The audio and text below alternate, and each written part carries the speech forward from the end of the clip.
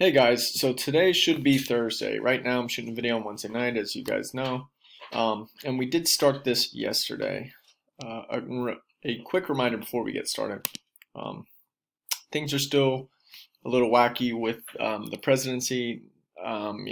Trump saying they're cheating and he's looking into it. Maybe he's bringing his lawyers, Rudy Giuliani, to Philadelphia. Democrats are still counting the votes because we've had, over 3 times as many mail-in votes as we did 4 years ago. So they're still counting it. Maybe we know the results by Friday. Probably not tomorrow, but who knows? Anything can happen. And it looks like, I wonder if I can show this to you guys real quick. This is from The Guardian, so it's not like a Fox News or a CNN thing. It's similar to like alternative news like Hobart News. Most of you can get on board with that. But it looks as though Biden is projected to win. And voting's not even done because it's mail-in voting, so it might actually even go more Biden's way, but more on that later. Just a quick update for you guys. If you have any questions about the election, political stances, electoral college, Biden, Trump, so on, let me know, guys. Send me an email, write a comment. In addition to that, I still have some people that have not voted on my form. So this is interesting for me. Remember, do the survey, then get on and vote. This data is awesome, and I'm going to share it with you guys soon, as I said before. And I'd like to share it with other classes, let's say for continuous years, and just show what your actual beliefs are and who you align with versus who you actually vote for. I think it's very interesting because a lot of times you guys didn't really pick who most aligned with your beliefs, which was weird to me. So anyway, yesterday, if you remember, we did look at the struggles between empires, and it all starts with PA expanding, first of all. We started with our bell ringer, just looking at what you guys knew, and the online comments, you guys did a great job. I don't know if it's because you were searching the internet or if it was off the top of your head, but a lot of you had a good grasp on this, so that's awesome. You also gave good answers for causes of war and generals, and this is something we should always keep in mind when we're looking at least predicting patterns for other wars in history or wars currently, because we are at wars currently. So you have to basically say, which ones are justified, which ones are not. Can we predict when wars happen? What can we be mindful of to make sure that these things stop happening, unless we have to. So anyway, let's keep going. Move on through here. All right. So yesterday, as a quick reminder, we did look how colony is developing. It's becoming the largest city in the British Empire. If you remember, people are coming in droves and they're expanding out west more and more and more. I made the point yesterday that in Pennsylvania, more and more we are expanding out west. Sometimes in fairways, we're buying land. Sometimes in not fairways, like the Walking Purchase, one of the biggest scandals, a huge land grab that ruined relations with the Lenape, pushed them out into like the Schmoken Dam area, and led to wars and battles. And in addition to that, this whole point that we have to keep in the back of our heads that even though we're settling out west, that natives are still dropping like flies due to diseases. That didn't just go away. So, and finally, this is where we left off, just setting the stage, because when you do get the colonists moving into this area further and further next to like Pittsburgh and this area, we still have people there. We have Algonquins, and you have French and so on, and settlers are moving into that space, and it's going to cause issues. We foreshadow that. In that area, also, the fur trade is huge. Okay, the French want to totally dominate it, the English want to totally dominate it, and they want each other out of the way. So that is where we left off. So let's take a look at this image. This would be like the French territory at the time, and this would be like where the English colonies would be. So a couple points here. Well, in general, that's okay. Sorry. Okay, thank you, sweetie. That's my daughter. Okay. Okay, thank you. All right. Sorry. I was saying, in general, the colonization of America was about competition between the superpowers. Not even just in Americas. It's all over, but we are talking about the Americas. We could be talking about Spain, England, the Dutch, the Swedes, the French, even the Portuguese, the natives as well, because they're the ones there, all the different nations. And part of this dispute in Pennsylvania was the land and the fur trade. The land having to do with the Ohio Company of Virginia, Washington being partial owner. They're basically coming into this land and they want to like cut it up, and it's almost like a real estate company, if that makes sense. They're selling this land. So in addition to the fur trade, beaver furs, bear furs, making millions of dollars, they also want to just sell land. So that's kind of the incentive for Pennsylvania. The British controlled the 13 colonies, but they did want to keep pushing west and also south, and that's where they get into Spain, a conflict with Spain a little bit. So the conflict was inevitable. And at some point they would encounter each other. You guys know this. Washington, a young lieutenant at the time, George Washington, from Virginia, he would encounter and fight against the French force. And he kind of started the war, actually. So here's another map just for you guys to conceptualize it. The red would be the British land, that would be the Spanish land, of course, and then there's disputes over it. Also take in mind that all these countries are literally on the other side of the Atlantic. So this is also where you get in trouble because, there's other people here, there's other nations here that have been here. So, who's disputing it? Well, it's a tough one. But let's actually get into the French and Indian War, okay? On your surveys, start of the year, you loved wars. War's my favorite. That's what you guys said. So we'll start to talk about it. When the war began, there was more than about 2 million British colonists in the Americas. There's about 65,000 French in Canada. Fur traders from Pennsylvania and Virginia were eager to trade with the Indians in the Ohio River Valley. Okay, so near Pittsburgh. Leading Virginia planters who were interested in developing that region near Pittsburgh had formed the Ohio Company with the support of London merchants, and they received a royal grant of about 200,000 acres in the Ohio River Valley in 1749. So basically these people from Virginia, these rich people, kind of got the go-ahead. Remember, this is why I showed you this. To just go into this land and start cutting up the land and selling it. Okay, George Washington being a part of that, he was also a part owner. The French wanted to secure that territory, and they built a chain of forts all along the Allegheny River. The British ordered the governors to repel the French advance by force if necessary, they said, quote unquote. Virginia governor and investor of the Ohio Company, sent 21-year-old George Washington to demand the French withdrawal from their forts. And the French, they refused. Washington returned with 160 men to, Fort Necessity, to lose. So that's kind of how it kicks off. Now, some of you might ask, why did Washington do it? He's from Virginia, the Virginia governor sending him whatever. Well, you have to also remember that, Pennsylvania was heavy in Quakers, and Quakers were pacifists. They don't believe in fighting. In fact, they actually asked the Virginia governor for help, also being an investor of the Ohio Company. A cool little factoid as we're talking about basically Virginia and Pennsylvania working together to get this land off the French and the natives. We actually sent Ben Franklin at the same time to meet with the Iroquois in New York. He was our diplomat, if you remember.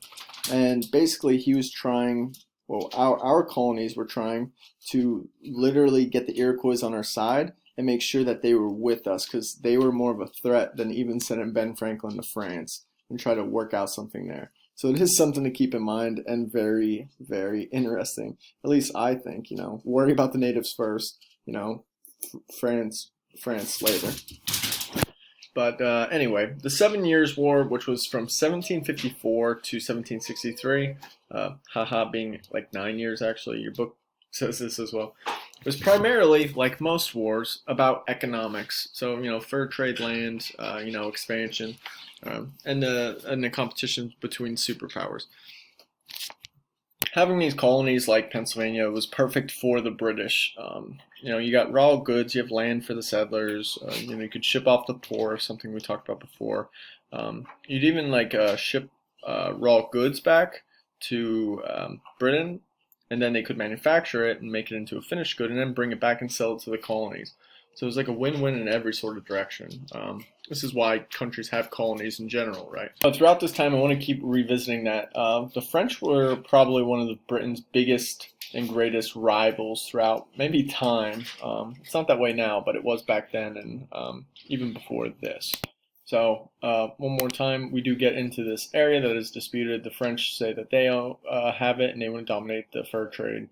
The British say, no, we want this. Our God says through our king or whatever that this land's ours and it's our claim and we want to own the fur trade.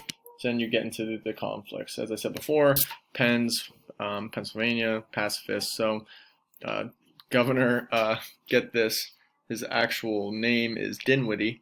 Governor Dinwiddie would send George Washington up, as I said before, 21-year-old, to try to get the French to leave all their forts there. So Washington kind of starts all the fighting. He does go into the area and he does meet with the French. Give you another map quick. He does come over here, meet, and he's kind of like, hey, you need to vacate. And they're like, no, that's not going to happen. Basically the French leader writes him a letter back saying, it's just like not possible, it's not happening. So he does go back to Virginia, and then he comes back again from Governor Dinwiddie, basically with the order to, what he says, quote unquote, act on the defensive here. Act on the defensive. But he basically gives them the go ahead to just slaughter them, kill them, make them slaves, whatever he wants. So that is kind of what Washington does, and Washington basically starts the war. One thing that we have to remember is, you get the Virginia governor who wants to make money off this, with the Ohio Company. Again, keeps going back to this. Washington also owning stock in it, and Washington's like family and friends and a bunch of other people connected to him also owning it. So he definitely has more of an incentive, like, let's not make peace, like, let's take this, let's make some money, let's use these soldiers, let's get rich. Now, one of the first conflicts when Washington does return is actually in the middle of the night when he finds a small encampment. Basically waits till night, he knows where they are, and he sneaks up on them, and he does kill 13 of them, and he captures 21 of them. Here's a quote from him saying, I fortunately escaped without any wound, for the right wing where I stood was exposed to and received all the enemy's fire, and it was the part where the man was killed, and the rest wounded. I heard the bullets whistle, and believe me, there's something charming in that sound. Interestingly enough, a cool fun fact for you, this type of thing has happened to Washington in multiple battles and multiple wars. It leads us in history to have like a joke about him that he's like some sort of wizard or protector or whatever. There's been multiple times that he's almost been killed face to face with this stuff. So, interestingly enough, he's always fired at, but he never actually gets hit or killed. Shortly after this conflict, this is when you get the famous like Fort Necessity. He knows the French are close, so he wants to build it, fortify himself. Interestingly enough, it's kind of poorly made strategically, in the middle of an open area where it's not really smart to have because you have no coverage. But he does build this and then quickly abandons it. And he loses 1/3 of his men. In fact, this was a bad loss, and pretty much for the majority of or at least the first couple of years, the British are losing all over the place. Not even just in Pennsylvania, but around the world, in the seas, Caribbean, you name it, everywhere. The British are just getting smacked by the French. Later, this does change, especially in Pennsylvania and the colonies, and that's due in part to the giant amount of money and resources that the British just dump into it, which they didn't at the start. But Washington has a couple other attempts, one when he goes up to Fort Duquesne, so this would be where Pittsburgh is. The French natives, they have something like, 600 natives and 200 Frenchmen, maybe 300, and they totally annihilate a giant force from General Braddock. This would pretty much be one of the worst defeats Indians ever inflicted on white forces, maybe in history. And this happened in 1755 under General Braddock. Braddock had about 1,400 men, including 8 Indian scouts, and even a detachment of the Virginia militia under George Washington. And like I said, you get 600 natives, 200 or maybe 300 French soldiers. That's it. They're totally outnumbered, and 2/3 of them die. They suffered over 900 casualties. Braddock and his forces were approaching the fort, trying to get to Fort Duquesne, but the French launched an ambush. They surrounded them, and they were defeated so bad. Braddock, in fact, if I can find it, yep, there he is. General Braddock, the one in charge, he died. He's mortally wounded, and he had his famous last words that he murmured. We shall know better how to deal with them another time. So one more time, I'll quote it.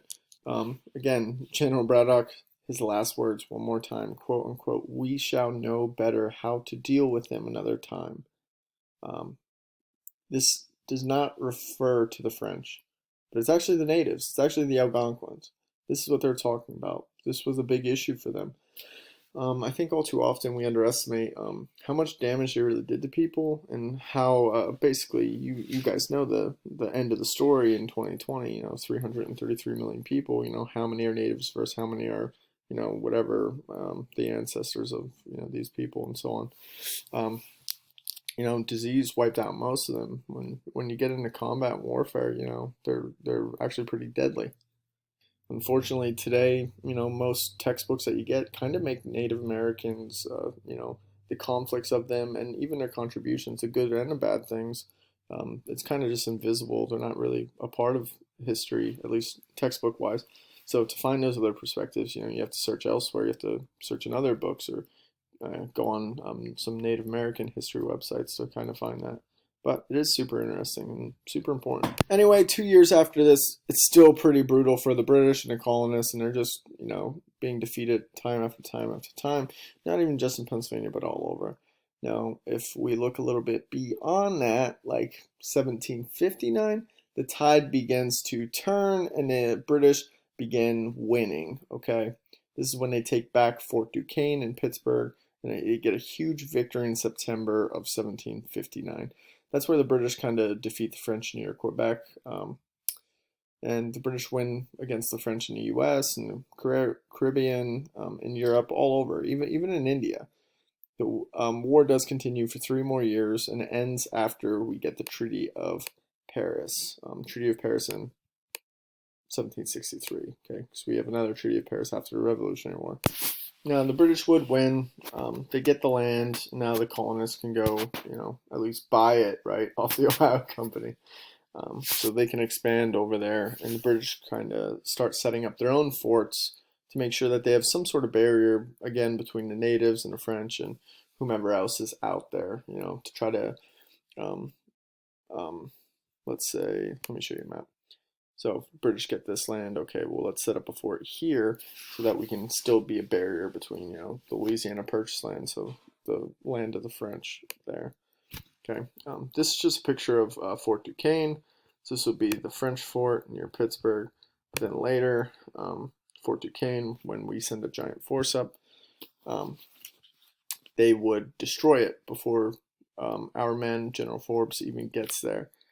He had a large force, 8,000 people go up there, and they probably would have won the battle. French kind of knew that, so they just booked it and left and burned down the fort. This is where we would rebuild another fort, Fort Pitt. Hence the name Pittsburgh. See, you get it? So now let's wrap this up and look at the war's impacts. I know I didn't talk like military strategies, or there's outflanked them here on day one, whatever, and I just showed you pictures and just gave you, summarized points on the war. I'm not a huge war guy, so that's kind of what you get. You get the origins of the war, and you get the impacts, and you get a couple little cool factoids. Not really a war guy, sorry. So, war's impacts. Arguably, the real losers of the war were probably the natives, because you have to think there's still in a tug of war with these European countries for land that was already like there and somewhat owned. So they do expand, and the natives are just pushed further and further, and there's still disease running rampant. In addition to that, we do set up a proclamation line. Again, I just told you it's basically the border between the French and the natives and the colonies. And the British basically say, you cannot cross this line, colonists. Well, what happens, you guys know when you're told what to do. The colonists are like, what the heck, we just fought this war, we want to keep going, like we want to be on the other side of this, why can't we take that land? Well, the British, just like General Braddock, his famous last words, we have to figure out how to deal with them. Well, the British set up these forts, and they don't want the colonists to keep getting in wars. It's hard, it's difficult. The natives, they're a formidable opponent. Like, this is a problem. We want to stop dealing with this, so stay on your side and let them do whatever they want over there. Colonists didn't like this, and they would try to break the rules and just keep going there. So you can already see right there, the British have a power move, keep them on that side, and colonists don't like it. Okay, can we foreshadow something in the next 2 decades? Yes, Revolutionary War. Same thing, taxes. The British just saved the colonists. They just spent a lot of money, a lot of troops. That's when they actually turned the tide of the war. So the British also say, well, maybe the colonists are inclined to pay some more taxes. You know, if you pay 1 shilling a year, let's make it 2, whatever. Maybe you have to do your part since we just saved you to give back to the colony. So again, once again, we can foreshadow and say maybe the colonists aren't going to like that, and at least 1/3 of them are going to want to break away from the British. Now, a couple other points to this. Remember, we do get the Treaty of Paris. That means that the British, or at least some of the terms of it, the British would get Canada from France, and even Florida from Spain. Remember, Spain is hanging out there. They are a part of the larger war. In return, France received some islands in the Caribbean. Spain got Cuba and the Philippines. But, you know, we would get the much more valuable Florida from the Spanish. That's nice. Even though at that time, you know, Florida wouldn't have Disney World or Universal, but they'd probably just have yellow fever. Even more than that, you could also see tensions rising between the colonists and the British, because the British would also want them to just trade with the English. That's it. But all too often, colonists were smuggling things in or trading with the French or the Dutch and others, and that would make the British mad. And it would make the colonists mad that they were trying to restrict them. Now, one other event right after that, another impact, would be Pontiac's Rebellion. This is Pontiac. This is Proclamation Line. And basically, the natives here would attack and kill probably, you know, just a few thousand settlers several times. It wasn't too long. It didn't last too long. And I think you might find it interesting to see how these Delaware and a few other natives, like the Lenape, remember the Penn's walking purchase, the ones that liked William Penn, but his sons kind of screwed it up. And we kept pushing them further and further, and they were with the French. Anyway, these same natives, with a few others, would attack and, you know, massacre settlements, kill hundreds and probably maybe 2,000 settlers. Anyway, Pontiac says, quote unquote, "It is important for us, my brothers, that we exterminate from our lands this nation which seeks only to destroy us. Therefore, my brothers, we must all swear their destruction and wait no longer."